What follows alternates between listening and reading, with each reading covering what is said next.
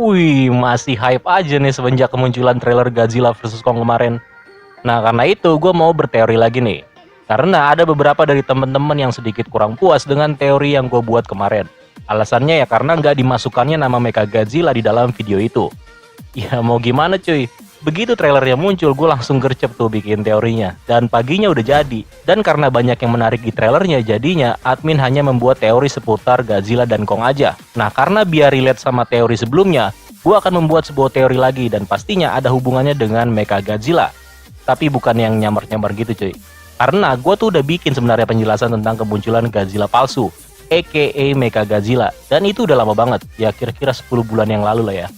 Oke, nggak usah banyak bacot. Sebelum masuk ke teori ini, seperti biasa, joget dulu kita cuy.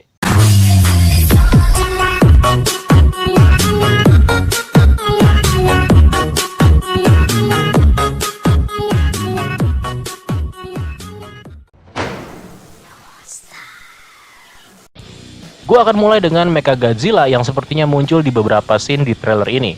Salah satunya scene pembuka di mana di sini terlihat sebuah sosok berbentuk mekanik yang mungkin bisa dikonfirmasi itu adalah Mechagodzilla. Dilihat dari tempatnya, kemungkinan ini berada di Jepang. Nah, beberapa orang mungkin menganggap kalau si Mechagodzilla ini akan tampil sama dengan cerita klasiknya, di mana Mechagodzilla pernah muncul dengan wujud yang sama dengan Godzilla asli, alias nyamar pakai kulit bohongan. Karena hal itu, lalu Monsterverse pun mungkin mengadaptasi cerita tersebut untuk dipakai di film Godzilla vs Kong ini, untuk mengadu domba antara Godzilla, Kong, dan juga manusia, dengan menyamar menggunakan kulit layaknya Godzilla, atau hologram lah ya, ya masa kulit. Dan kalau emang itu terjadi, maka film ini bakalan nggak seru. Serius, nggak seru. Buat apa capek-capek nungguin film ini yang diundur terus, taunya jalan ceritanya sama dengan kayak film jadulnya. Santai cuy, ini cuma teori aja, dan ini menurut pandangan gue sebagai penikmat film. Sampai sini oke ya, gak ada slack di antara kita ya. Lantas bagaimana caranya Mechagodzilla masuk di dalam cerita ini? Asumsi gue munculnya Mechagodzilla hanya memanfaatkan situasi yang terjadi. Situasi di mana para Titans mulai berperang satu sama lain. Dan salah satunya adalah Godzilla dan Kong, yang dari dulu spesies mereka udah saling bertarung. Apalagi kemungkinan Shiren Serizawa adalah karakter antagonis di film ini. Shiren ini tahu dengan dendamnya terhadap Godzilla atas kematian ayahnya, sangat mungkin dia memanfaatkan situasi ini. Untuk membuat Mechagodzilla tampak terlihat benar-benar seperti Godzilla itu kan butuh waktu. Dari segi tampilan, kemampuan, bahkan detail-detail kecil kayak tangannya yang bentuknya aja nggak sama dengan yang ada di bocoran mainannya. Even pakai hologram bukan kulit. Oke, anggaplah memang benar ternyata itu Mechagodzilla yang menyamar sebagai Godzilla. Kan pastinya membutuhkan riset yang lebih dari itu tentang Godzilla. Terus gimana caranya bisa membuat prototipe dari Godzilla? Emangnya si Godzilla bisa diundang buat diriset? Kan nggak semudah itu. Oke, kita lanjut dulu ya. Ada beberapa hal dan mungkin banyak dari trailer ini yang akan nantinya gue cocokkan dengan bocoran mainan dari Godzilla vs Kong. Kenapa gue sekarang suka banget menggunakan gambar-gambar mainan ini sebagai acuan untuk membuat teori? Ya jawabannya simple. Ya karena nyambung cuy. Dimulai dengan Kong yang dibawa oleh Monarch menggunakan iring-iringan kapal militer, di mana hal itu terlihat dari bocoran mainan yang mengatakan kalau di dalam packaging mainan itu terdapat Kong dengan fighter jet atau pesawat tempur. Dan hal itu berhubungan dengan kemunculan Godzilla yang menghancur leburkan semua persenjataan militer Monarch, termasuk pesawat tempur. Kemudian kita lanjut dengan penampakan Warbird yang dikatakan berada di satu paket dengan Osprey. Osprey ini adalah jenis pesawat pengangkut Monarch yang sering tampil di filmnya, termasuk ketika di ending film Godzilla King of the Monsters. Di deskripsinya Warbird ini pun dikatakan kalau si Warbird ini adalah seekor monster yang berada di kedalaman tersembunyi dari Hollow Earth.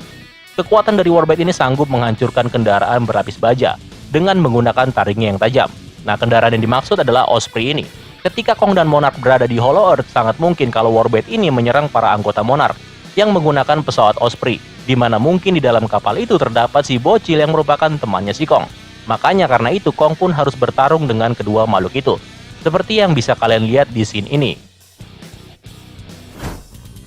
Terus kemudian ada Skullcrawler yang berada di satu packaging dengan Hive. Seperti yang gue bahas kemarin, Hive ini memang digunakan untuk menembus terowongan sampai ke Hollow Earth. Di trailer ini memang kemunculan Skullcrawler belum ditunjukkan, tapi menurut gue makhluk ini harusnya ada. Ya mungkin karena makhluk ini nggak terlalu dinotis oleh tim dari marketing film ini untuk memilih scene-scene mana yang akan dijadikan trailer di sini. Alasannya ya mungkin karena kita semua udah tahu gimana bentuk dari Skullcrawler itu. Nah terus bisa kita lihat Kong yang berada di satu packaging dengan Battle Axe. Dan seperti yang kita tahu di trailer Godzilla vs Kong ini akhirnya mempunyai senjata untuk bisa mengimbangi Godzilla. Nah, ada juga mainan Godzilla dengan radio tower. Gua nggak tahu apa yang dilakukan Godzilla dengan radio tower ini. Apakah tower ini akan digunakan menjadi sebuah senjata? Atau tower ini akan masuk ke mulut Godzilla, seperti yang terjadi di film lawas mereka, yaitu sebuah momen ketika Kong berhasil memasukkan batang pohon ke mulut Godzilla. Nah, ini yang lebih menarik nih, yaitu Godzilla with Heat Ray. Yes, Godzilla punya kekuatan baru atau kemampuan yang sama dengan Godzilla dari Toho, yaitu Heat Ray. Inilah yang bisa menjelaskan kalau Godzilla yang bertarung dengan Kong itu kemungkinan bukanlah Mechagodzilla. Iya, alasannya Heat Ray ini. Heat Ray ini adalah sebuah senjata pamungkas, atau bisa dibilang lebih powerful dari Atomic Breath biasanya. Di film-film Toho, kemampuan ini muncul dan digunakan Godzilla hampir di setiap pertarungan vitalnya. Atau bisa dibilang lagi pertarungan dahsyatnya dialah, pertarungan-pertarungan yang bikin dia hampir mati mungkin. Contohnya di era Heisei, yaitu film Godzilla vs Space Godzilla, dan juga Godzilla vs Destoroyah, dan juga beberapa film lainnya pastinya. Di film-film itu, Heat Ray adalah kemampuan terhebat yang pernah dimiliki oleh Godzilla. Dan uniknya, kemampuan ini nggak ada hubungannya sama sekali dengan cahaya dari ekor Godzilla, atau lebih tepatnya dari lempeng dorsalnya, yang mengarah dari bawah ke atas punggungnya, seperti layaknya Godzilla yang mengeluarkan Atomic Breath miliknya. Nah, di sini ini timbullah banyak perdebatan nih, di mana banyak yang menyebutkan kalau ini bukan Godzilla, karena cahaya yang ditampilkan terlihat dari atas ke bawah, bukan sebaliknya. Ini nggak ada ngaruhnya sama sekali ketika Godzilla sedang dalam keadaan performa terbaiknya. Karena untuk bisa menggunakan Heat Ray ini dibutuhkan skala energi yang luar biasa. Dan Godzilla punya kapabilitas untuk melakukan itu. Karena kemungkinan Godzilla masih mempunyai sisa-sisa energi dari Mothra ketika dia memberikan energinya di film Godzilla King of the Monsters. Di scene ini memperlihatkan Godzilla yang sedang mengaum, bukan untuk mengeluarkan napas atom. Dan kalian bisa lihat kalau cahaya di lempeng dorsalnya terlihat naik ke atas dan turun lagi, atau nyala-nyala gitulah. Dan inilah efek dari kemampuan baru Godzilla itu, di mana lempeng dorsalnya menyala terus sama kayak kejadian di film Godzilla vs Destoroyah.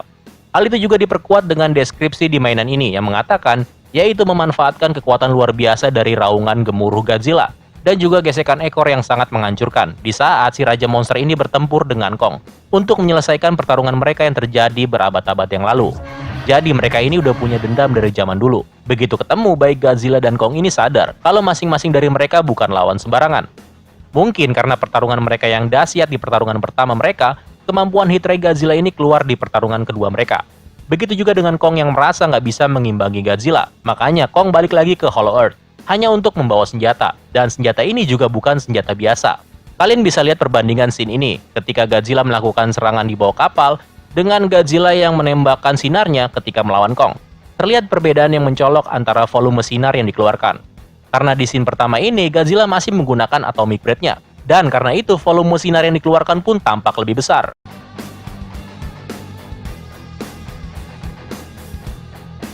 Dan ketika Godzilla mengeluarkan sinar Heat Ray miliknya, di saat itu juga Godzilla pastinya terluka parah oleh Kong. Di mana di dalam mainan ini memperlihatkan kalau Godzilla kemungkinan akan terluka. Dan luka ini bukan luka biasa. Ini merupakan luka sabetan. Lu tahu kan cuy, sekeras apa kulit Godzilla? Yang bahkan Gravity Beams milik Ghidorah gak bisa menembus kulitnya. Asumsi gua ini adalah luka sabetan dari kapak miliknya Kong. Kalian bisa lihat nih di dalam tubuhnya. Kalau ini bukanlah sebuah robot. Definitely ini bukan Mechagodzilla pastinya. Terus ada pertanyaan lagi nih, bisa aja kan Apex memprovokasi Godzilla untuk menyerang Kong, dan Godzilla bisa aja dikendalikan menggunakan Orca. Seperti yang kita ketahui bersama kalau Orca ini awalnya dibuat oleh ilmuwan Monarch, yaitu si Mark Russell.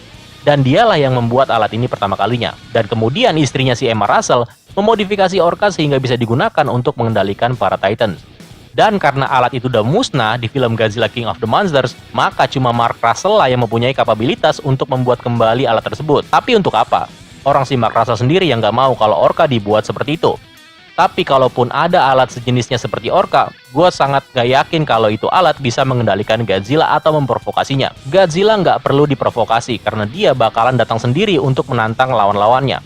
Apalagi seperti yang udah kalian tahu kalau Godzilla dan Kong ini memang rival abadi. Ras mereka dari dulu udah bertempur. Dan di film inilah kalian bisa melihat kalau mereka akan menyelesaikan pertarungan mereka. Dan yang terakhir, bagaimana dengan Mechagodzilla? Iya, dia akan muncul dengan memanfaatkan situasi yang terjadi. Mechagodzilla dibuat untuk mengalahkan Godzilla, bukan Kong. Nggak ada banyak clue yang bisa dilihat dari Mechagodzilla di universe ini.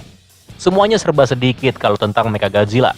Nggak ada detail yang bisa gua kulik dari bocoran mainannya, dari sang sutradara apalagi. Yang ada cuma easter egg Godzilla dan Kong aja. Dan sepertinya Mechagodzilla ini memang disiapkan untuk sebuah aksi pamungkas. Kalau memang sebegitu sedikitnya petunjuk dari robot ini, gua makin berharap nih kalau nantinya Mechagodzilla muncul bukan sekedar menyamar. Ya karena gua ataupun kalian pastinya mau sebuah pertunjukan yang keren. Atau yang emosional lah. Oke, segitu aja dulu dari gue cuy. Semoga kalian terhibur dengan teori yang udah gue bahas di video ini. Dan ingat, sekali lagi ini cuma sekedar teori, bukan ilmu matematika. Kadang teori itu bisa benar dan kadang bisa salah. Dan selama kalian bisa terhibur, maka gue akan selalu senang bercerita dengan kalian. So, terima kasih buat kalian yang sudah menonton video ini sampai habis. Semoga kalian terhibur ya. Gue admin satu pamit, tetap sehat, tetap tersenyum, tetap bahagia, dan sampai jumpa di video selanjutnya. Bye-bye.